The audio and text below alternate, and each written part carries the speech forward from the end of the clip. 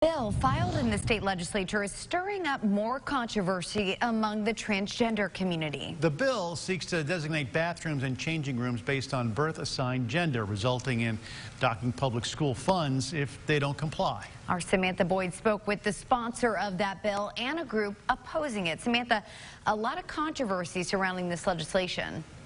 Yeah, Laura, that's certainly right. I talked to the legal director for the ACLU of Arkansas, who tells me it feels this bill is really singling out transgender youth across our state. And it's not the first time they feel the transgender community has been targeted by the state legislature just in the last week. He tells me they're prepared to step in and fight back if needed.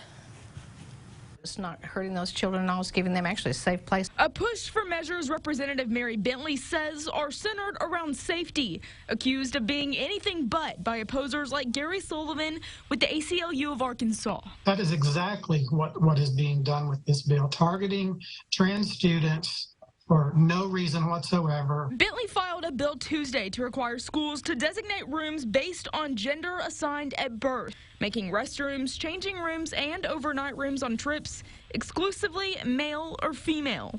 Bentley says it's to avoid issues like harassment or sexual assault. This is not a problem in Arkansas. This initiative is something recently the Conway School Board took up and got a lot of heat for.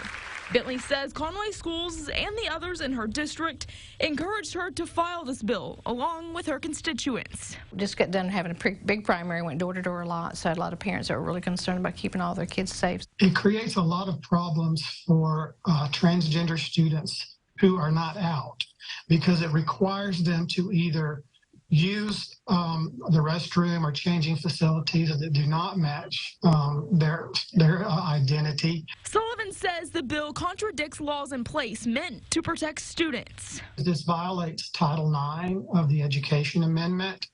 It also violates equal protection, and it deals with protecting children in this context based on sex, and that's exactly what this is.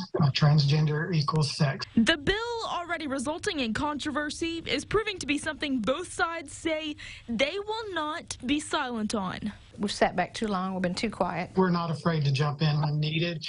We will keep all our options open. Sullivan says when it comes to taking action, this could play out in a number of ways, whether it's through advocacy as this bill potentially makes its way through the legislature, or filing a lawsuit if this bill does pass and become law. He says he's not for sure if they would file a lawsuit actually or not if it becomes law, but it's certainly not off the table. Reporting live in Little Rock, Samantha Boyd, KARK 4 News.